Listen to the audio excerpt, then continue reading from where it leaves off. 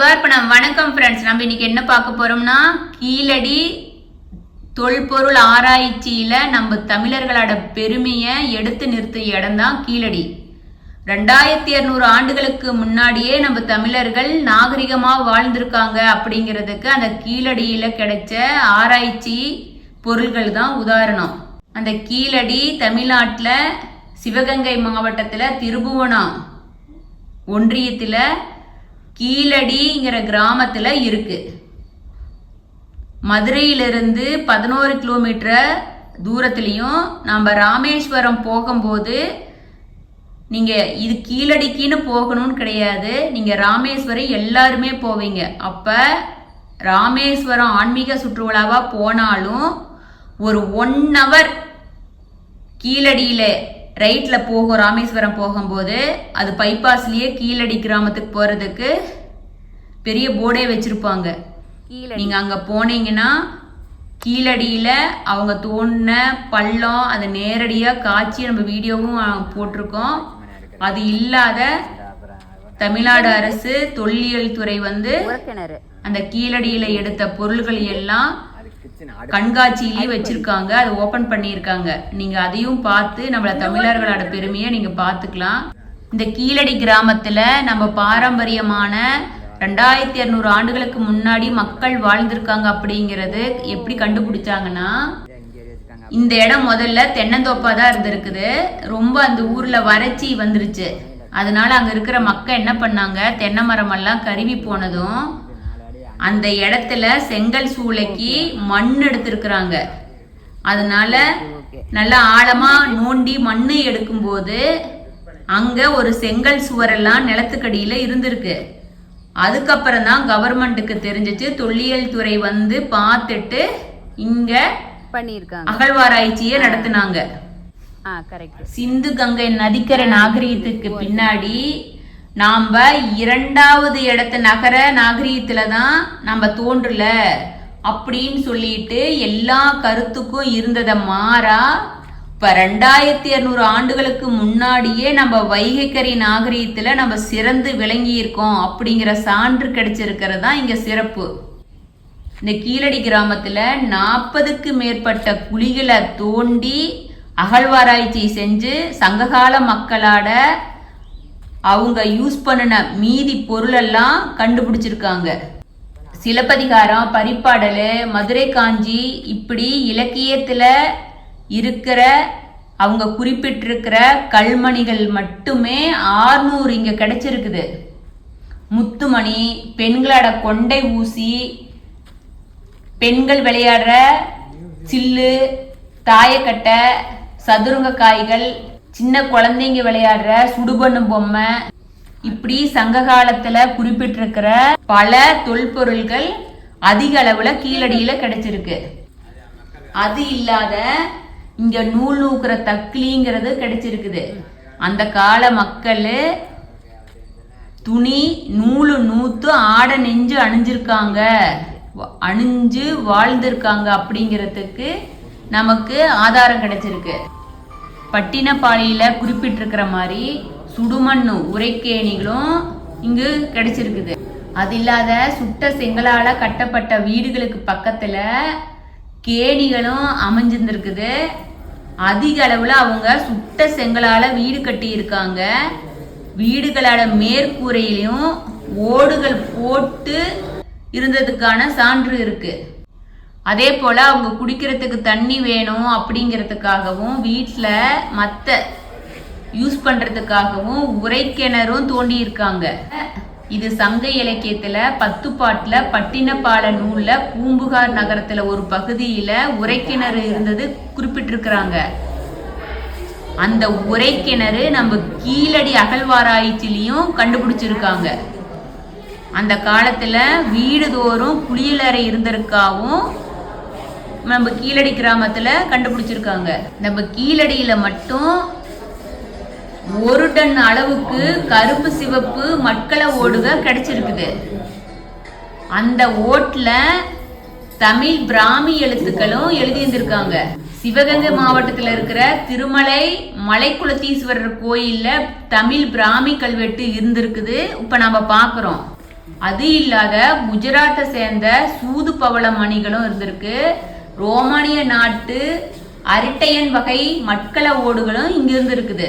இதுல இருந்து என்ன தெரியுதுன்னா, அந்த கால மக்கள் வணிக தொடர்பா வணிகத்தோட சிறப்ப எல்லா இடத்துலயும் போய் வணிகம் பண்ணியிருக்காங்க அப்படிங்கிறதுக்கு ஆதாரம் நமக்கு கிடைச்சிருக்கு.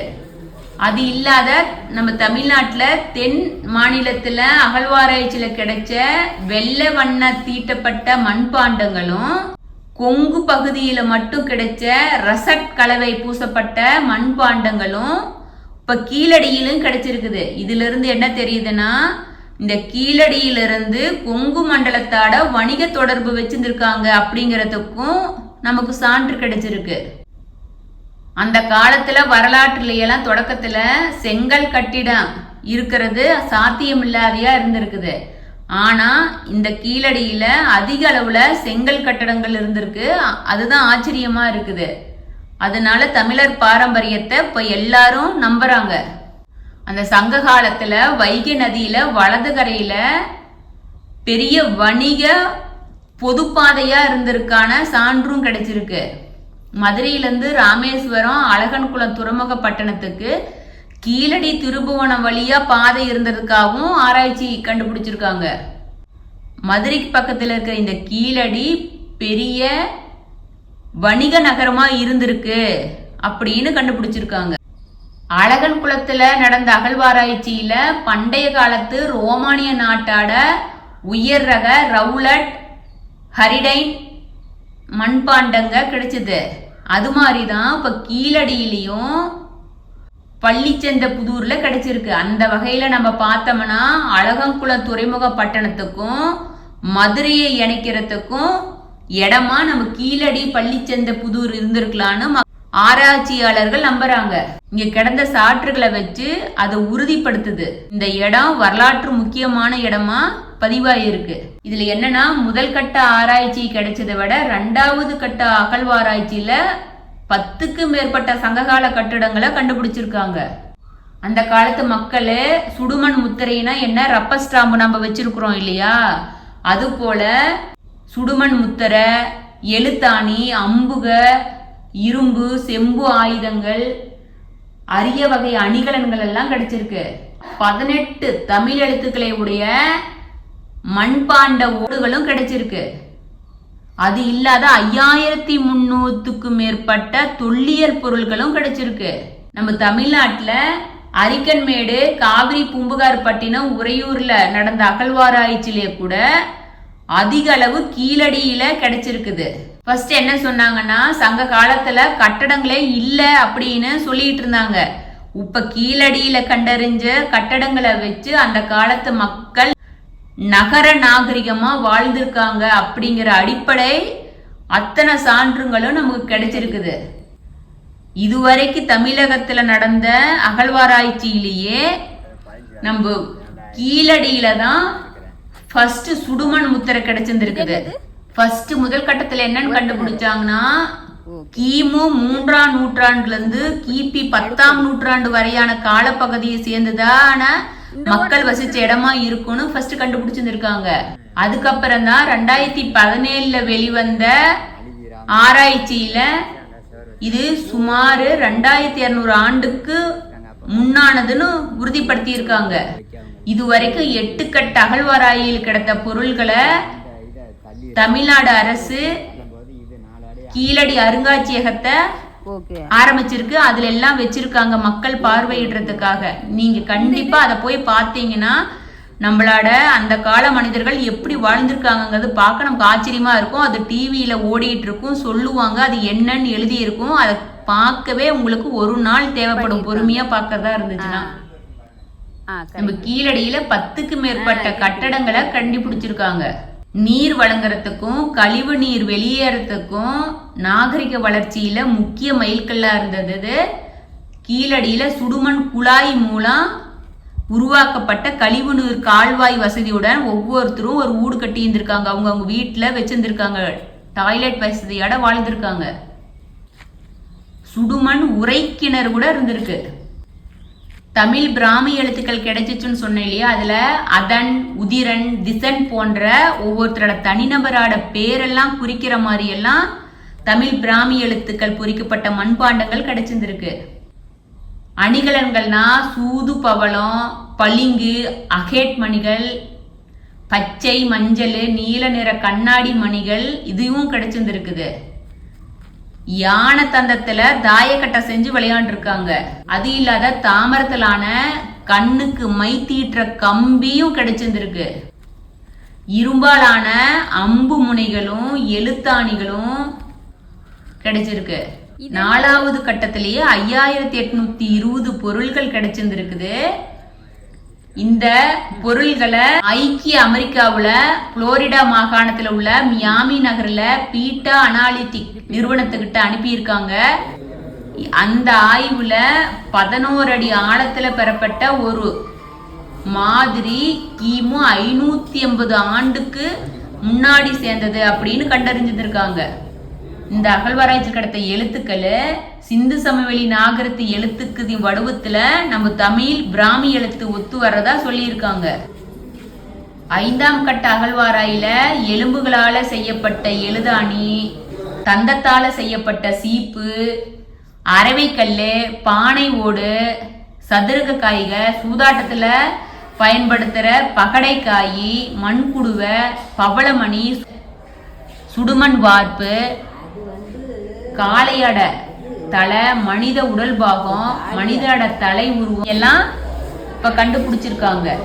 கருப்பு சிவப்பு நிற பானைகளும் கூர்முனை கொண்ட எலும்பு கருவிகளும் நூல் நூறுக்கும் தக்களிகள், நம்ம நகையெல்லாம் முத்தெல்லாம் கோக்கிறதுலாம் யூஸ் பண்ணுவாங்க இல்லையா, அந்த கருவி, தங்க அணிகலன்களும் இது மாதிரி எல்லாம் கண்டுபிடிச்சிருக்காங்க. 520க்கு மேற்பட்ட விளையாட்டு பொருள்களையும் கண்டுபிடிச்சிருக்காங்க. 13 மனித உருவங்களை கண்டுபிடிச்சிருக்காங்க. 35 காதணிகளை கண்டுபிடிச்சிருக்காங்க. 3 விலங்குகள உருவங்களை கண்டுபிடிச்சிருக்காங்க. தங்கம், இரும்பு, செம்பு, உலோகத்திலான தொல்பொருளையும் கண்டுபிடிச்சிருக்காங்க. சன்னமான களிமண், செங்கல், சுண்ணாம்பு சந்து, இரும்பு ஆணி பயன்படுத்தி அவங்க கட்டுமான தொழிலையும் வீடு கட்டி இருந்திருக்காங்க. அகழ்வாராய்ச்சியில கண்டுபிடிச்சிருக்காங்க. கீழடி வைகை கரைக்கு பக்கத்துல இருக்கிறதுனால நகர நாகரீகத்துல ரொம்ப சிறந்து விளங்கியதா ஆராய்ச்சியில கிடைச்சிருக்கு. வச்சு கட்டின வீடு, வடிகால் அமைப்பு, தொழில் கூடங்க, அது இல்லாத வணிகம் செஞ்சதை பார்க்கும்போது நம்ம 2ஆம் நகர நாகரிகம் கங்கை சமவெளி பகுதியில தோன்றும் போதோ இல்ல அதுக்கு முன்னாடியாவே 2ஆம் நகர நாகரிகம் இங்க தோன்றி இருக்கும் கூடுன்னு இப்ப கண்டுபிடிச்சிருக்காங்க. தமிழக மக்கள் பாருங்க, ரோமன் நாட்டாட சேர்ந்தெல்லாம் வணிகம் பண்ணி இருக்கிறதுக்கு கீழடி அகழ்வாராய்ச்சியில நமக்கு உறுதியாயிருக்கு. 2024ஆம் ஆண்டுல சிறந்த பாரம்பரியமான சுற்றுலா கிராமமா நம்ம கீழடிய இந்திய சுற்றுலாத்துறை தேர்வு செஞ்சிருக்கு, விருது கொடுத்திருக்காங்க. இப்படி பாரம்பரியமான நம்ம தமிழர்களான பண்பாட்டை நம்ம தமிழர்கள் ஒவ்வொருத்தரும் பார்க்கணும். உலகத்துல இருக்கிற எல்லா மக்களும் பார்க்கணும். இந்தியாவில் இருக்கிற மக்களும் பார்ப்பாங்க, பார்க்கறாங்க. வரும்போது இவ்வளவு சிறப்பு மிக்க கீழடியில நம்ம சங்ககால இலக்கியத்துல படிச்சதெல்லாம் நம்ம நேரடியா பார்க்கலாம்.